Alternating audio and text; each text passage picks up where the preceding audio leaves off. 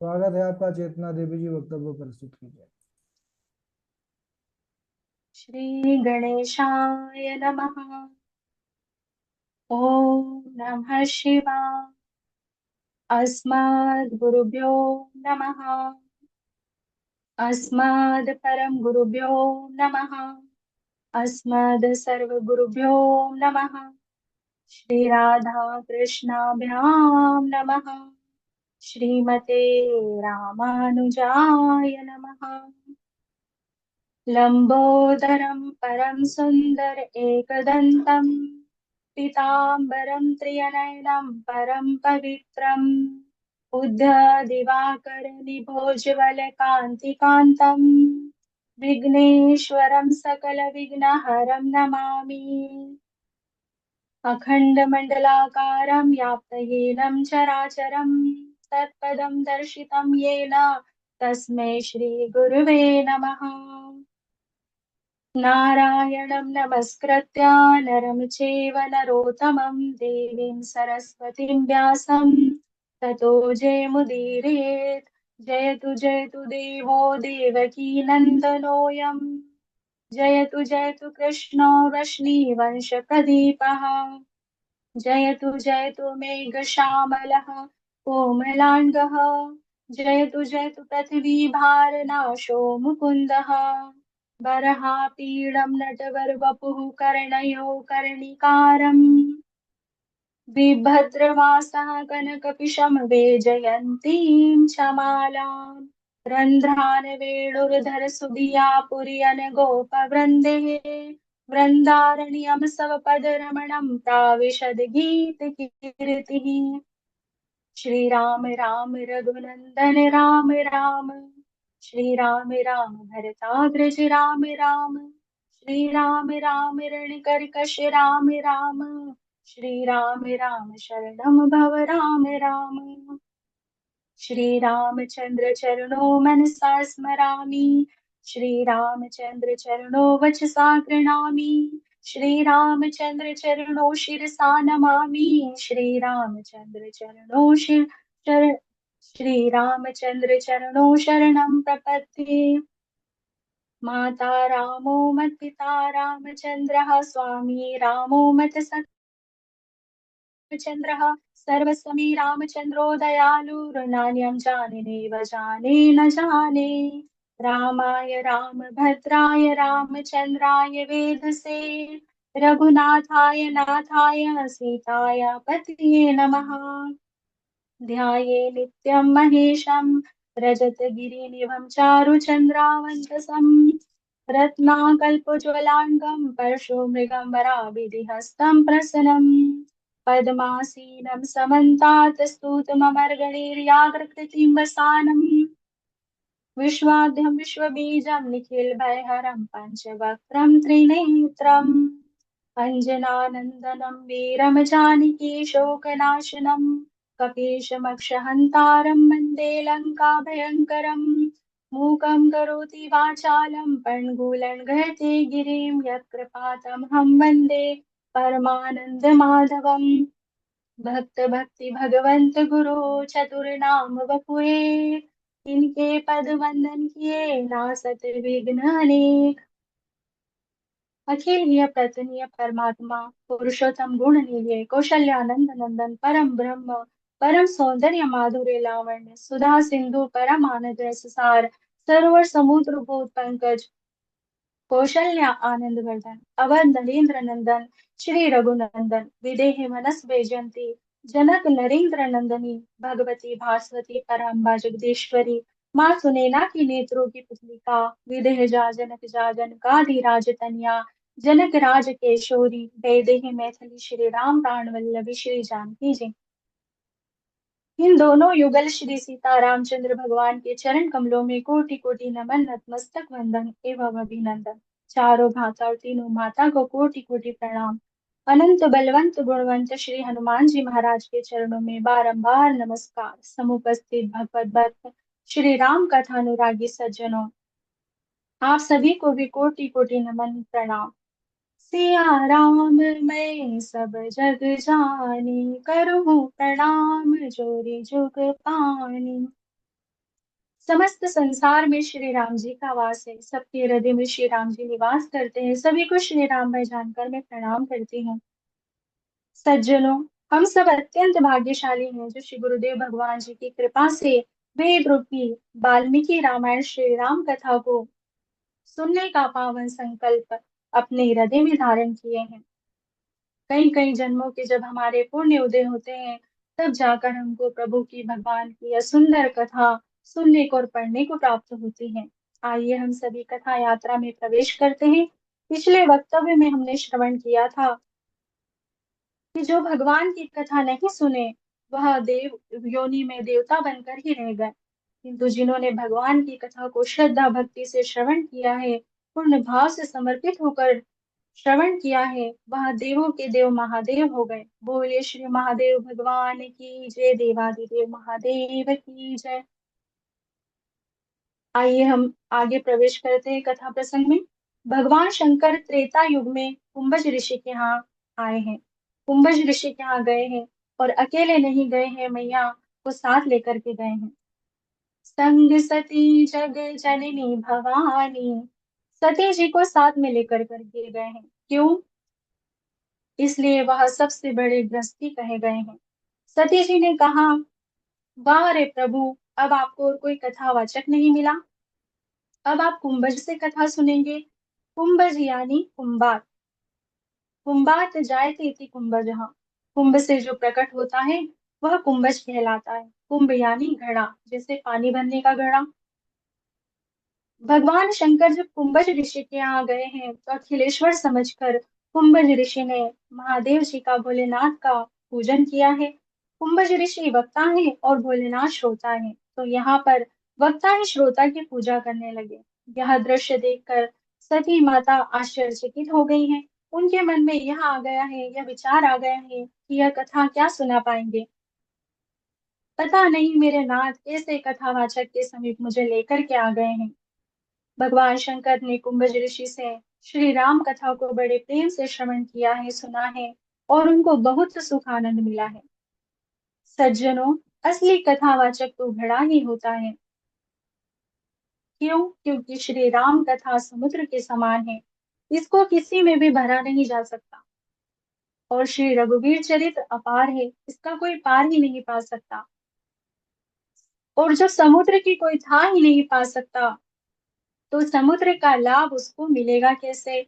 भगवान शंकर की दृष्टि में तो यह है कि असली कथावाचक तो एक घड़ा ही हो सकता है, जो श्री राम कथा रूपी जो सागर है, उसे घड़े में भर करके हम सबको पिला दिया।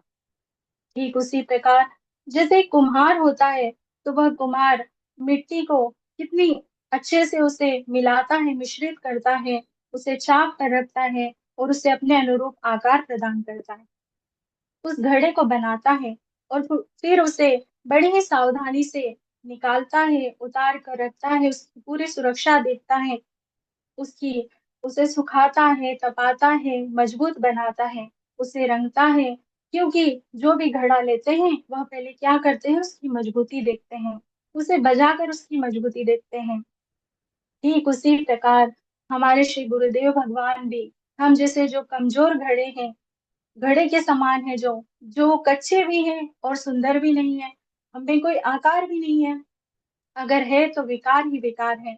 और इन विकारों के साथ हमारे श्री गुरुदेव भगवान हमें स्वीकार करते हैं और हमें एक सुंदर आकार प्रदान करते हैं, और पूरी सुरक्षा के साथ हम जैसे घड़ों को बनाते हैं, सुंदर बनाते हैं, और इनको बनाने के पश्चात तपाते नहीं है। क्यों? क्योंकि गुरुदेव भगवान स्वयं अपनी तपस्या का फल हमें प्रदान करते हैं। तपस्या तो गुरुदेव भगवान की है, हमसे अधिक परिश्रम उनका है।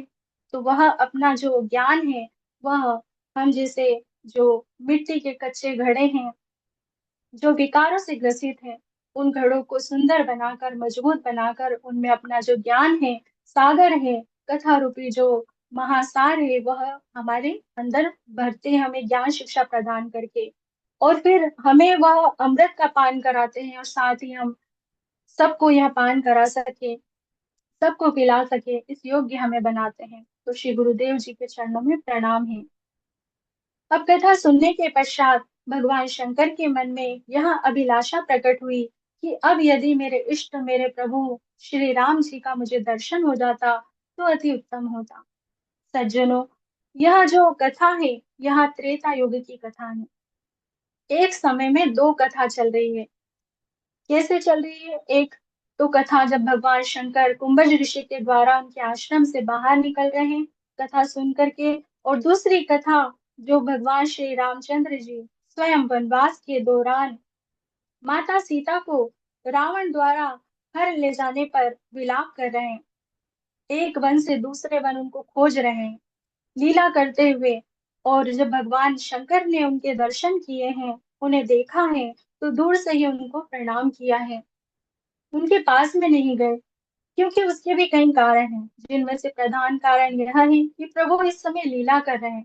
यदि मैं उनकी लीला के समीप में मध्य में गया तो इसमें विघ्न उत्पन्न हो जाएगा। और जैसे कि हम सभी जानते हैं कि राम जी श्री महादेव जी के आराध्य हैं, इष्ट हैं, तो उन दोनों का मिलन हो और किसी को पता न चले, ये कैसे हो सकता है? क्योंकि हो सकता है कि सबको पता चल जाए, रहस्य खुल जाए।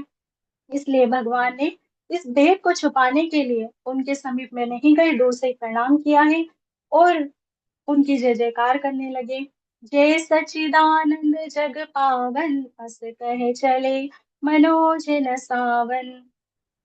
सती जी ने कहा कि यह कौन है जिनकी आप आराधना कर रहे हैं, जय जयकार कर रहे हैं? भगवान शंकर ने कहा है कि देवी, यही मेरे इष्ट हैं, यही श्री रघुवीर जी हैं, यही श्री रामचंद्र जी हैं, यही अखिल कोटि ब्रह्मांड के नायक हैं, यही सच्चिदानंद है। देवी सती ने कहा यह सच्चिदानंद है। भगवान भोलेनाथ ने कहा हाँ, यह सच्चिदानंद है। तब माता सती ने कहा कि नहीं, यह सच्चिदानंद नहीं हो सकते। जो एक अपनी पत्नी के वियोग में अश्रु प्रवाहित कर रहे हैं, वह भला सच्चिदानंद कैसे हो सकते हैं? भगवान श्री राम वन में नर लीला कर रहे हैं, पत्नी वियोग में बड़े दुखी हैं। हे खगमग हे मधुकर श्रेणी, तुम देखी सीता मृग नयनी।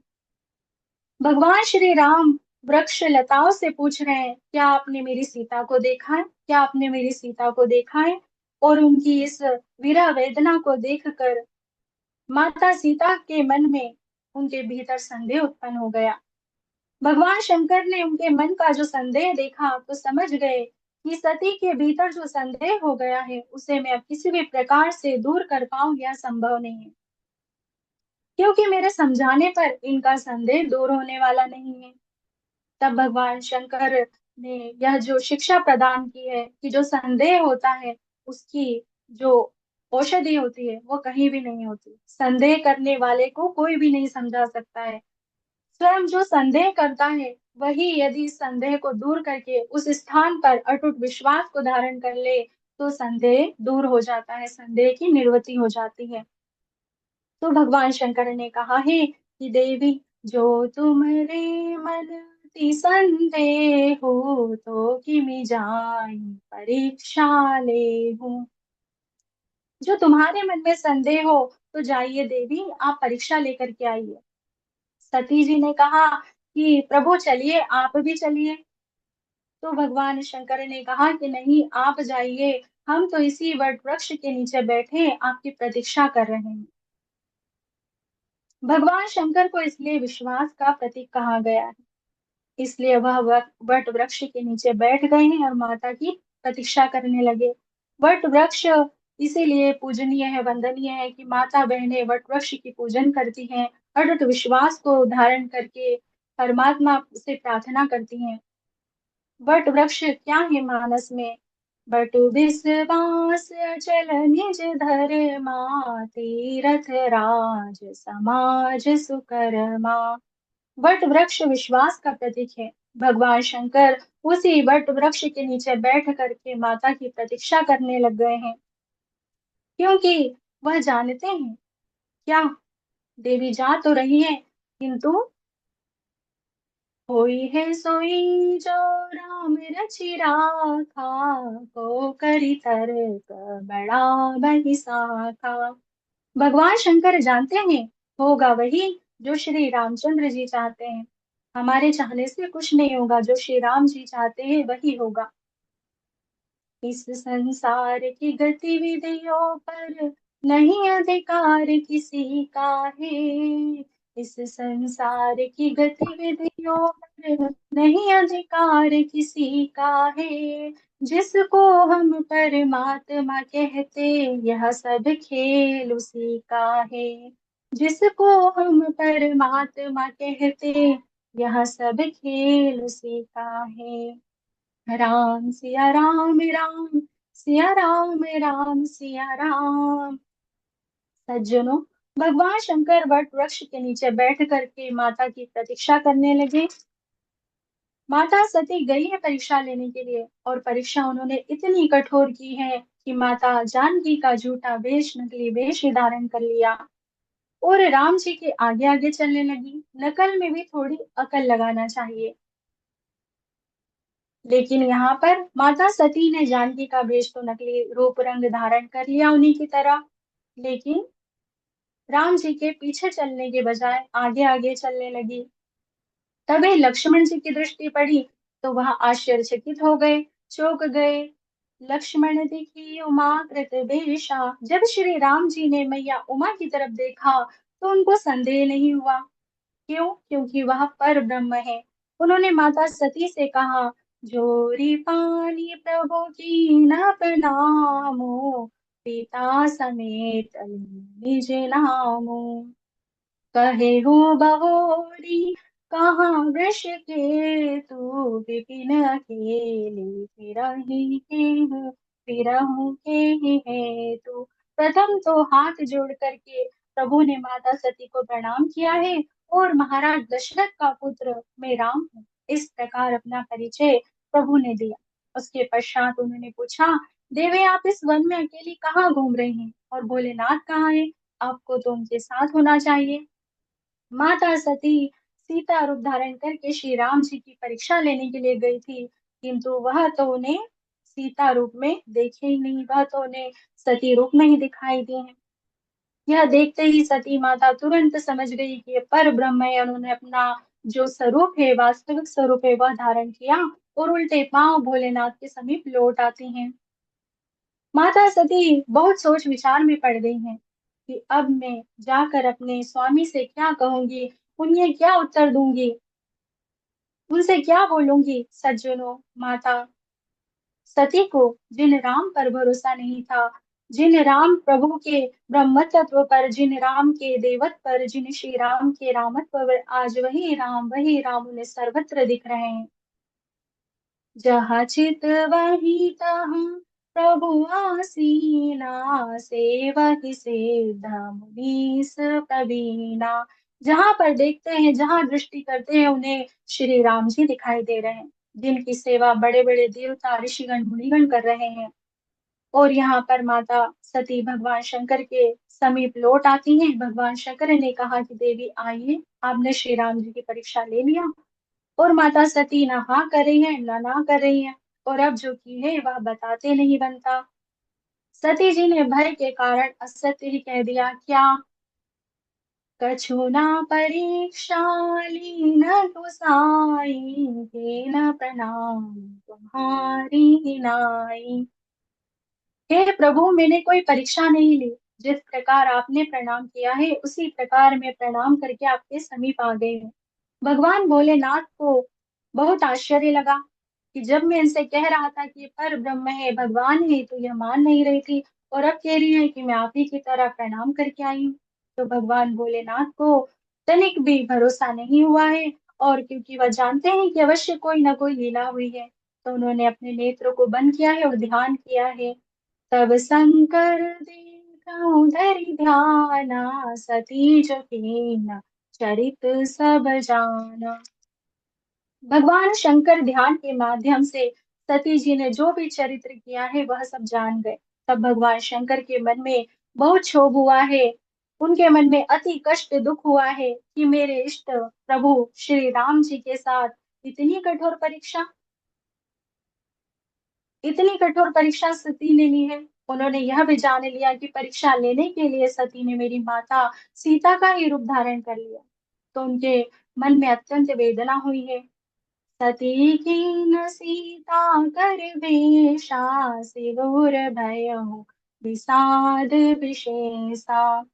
जो अब करूं सती सन प्रीति, मिटहि भगति पथु होई अनीति। भोलेनाथ ने विचार किया है कि मेरी माता सीता का रूप धारण करने के पश्चात यदि मैं सती के साथ प्रीति करूंगा, प्रेम करूंगा, तो मेरी भक्ति मिट जाएगी। उसी समय भगवान शंकर ने मन ही मन सती माता का त्याग कर दिया है और कहा है कि देवी, अब इस देह से हमारा मिलन नहीं होगा। अब अपनी वाणी को मैं ये विश्राम देती हूँ। इससे आगे का जो प्रसंग है वह हम अगले वक्तव्य में श्रवण करेंगे। यह जो वक्तव्य श्री गुरुदेव भगवान के श्री चरणों में समर्पित करती हूँ। बोले श्री रामचंद्र भगवान की जय। रामायण राम कथा की जय। बजरंगी बालाजी हनुमान की जय। श्री गोस्वामी तुलसीदास जी महाराज की जय। सरयू मैया की जय। श्री अयोध्या धाम की जय। श्री गुरुदेव भगवान की जय। जय जय श्री राम। जय जय श्री राम। जय जय सीताराम। जय जय श्री गुरुदेव भगवान। जय श्री राधे। गुरु जी प्रणाम। बहुत बढ़िया, चरण स्पर्श। बहुत सुंदर चेतना देवी जी। ठाकुर जी कृपा हमेशा आपके ऊपर बनी रहे। बहुत अच्छा आपने वक्तव्य किया, बहुत बढ़िया। सभी बहुत गुरु जी प्रसन्न हैं, आपको कृपा। सभी बहुत प्रसन्न सभी हैं। को धन्यवाद। सभी को बहुत बहुत धन्यवाद। गुरु जी की कृपा है, ठाकुर जी की कृपा है, बहुत श्री राम सुंदर, जी की। बहुत बोल पाए। सुंदर है।